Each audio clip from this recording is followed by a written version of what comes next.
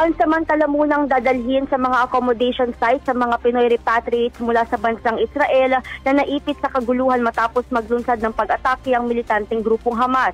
Sa pakikipag-ugnayan ng RMN Manila kay Department of Foreign Affairs for Migrant Workers Under Secretary Eduardo de Vega, ito ay para makapagpahinga muna ang mga Pinoy bago umuwi sa kanilang mga probinsya.